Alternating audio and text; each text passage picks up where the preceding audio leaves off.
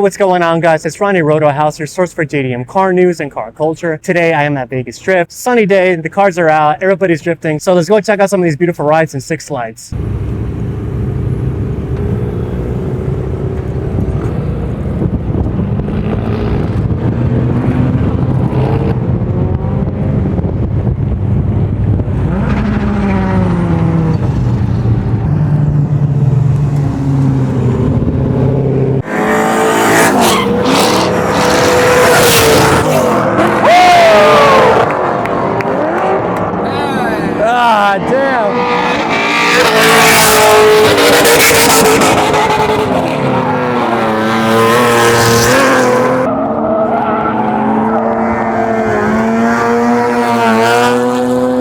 So the one thing I'm noticing a lot is that everybody's obviously having fun and drifting and making mistakes. But what happens if that mistake leads to an accident? So I'm asked one of these local drifters to see what's the protocol, who's responsible, who fixes what, and to hear their perspective about accidents on the track. I ended up speaking with Mark, who goes by Gyroe on the left and Bosa on the right. Both Gyroe and Bosa are experienced drivers with plenty of years of experience, so they both know what they're talking about. So that's gonna happen.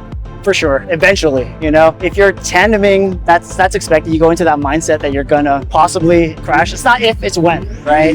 Ideally, it's consensual, right? Like, you want to know that you're in a tandem if you're tandeming, right? That's like when it comes back to the no tandems or randos, for example, like we were talking about. Like, you jump in with somebody else and you mess up somebody else's car because they don't know you're there. That's a bad time. That's a stern talk from the track and something else. So. Yeah, and you would be obliged to like talk to the driver, try and help him out or fix what was wrong. Now, if you're with a group, like say if we're driving together and me and him kind of like, it's gonna happen. Like, we already know. I mean, I've been in that before where I've had a random chase and I didn't know, and then eventually like I was forced to push myself because I was like, yeah, you see someone chasing, you're gonna push yourself, and I looped it and he crashed into me. It is what it is. Like, yeah, you're pissed because I was just like testing out my car, but you just have to swallow it and accept it and build your car. Yeah. So if you guys are gonna tandem with somebody else, based on what you do, for example, we come up with a plan. For example, Mykii will be leading us. I typically will run wide just because I don't know what they're gonna do, and we're planning it out and it'll be good. Yeah, I think strategy-wise, you want to plan out your horsepower. Ideally, you want to be close horsepower and close tire, or same tire.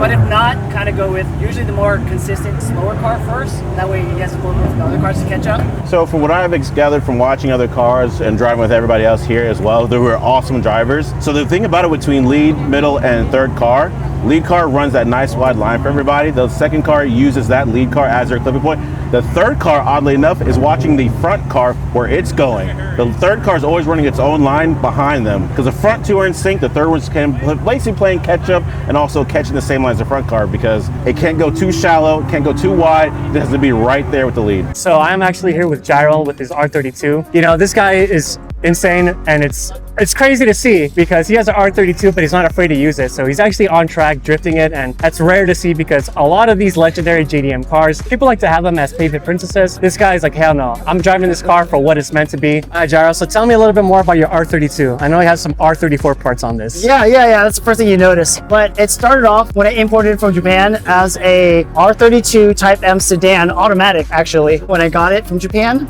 It just had actually the RB25 engine swap, some coilovers, and a two-way diff, and that was it. When I imported it, I was like, well, someone was drifting in Japan already. I decided to just keep on the tradition and just keep drifting it. And it was a really good chassis, so I just kept on with it. And with drifting, you kind of have a bunch of like accidents and everything. So I've gone through so many body kits where I decided to finally just do an R34 front end. Why not? If I don't like it, I'll just change it again. Everyone loves the R34 front. I welded an R34 core support, so everything is literally R34 front end, GTR hood. And the catch can as well from R34. Yeah, a little bit of a little flair there. It has a full R33 GTST25 drivetrain, so it's a whole mishmash of all the skylines. It's been a great car. It's been very reliable. Is there anything you actually hate about it? I always like asking because people will tell me certain things, so I want to hear your perspective on it. I mean, the only thing is it gets a lot of attention. Like, even if I just try to drive it down the street, like, you get stops everywhere. You know, cops stop you just to look at it, like, which is a good thing and a bad thing. If I park it at a mall, I don't want to leave it because I'm scared.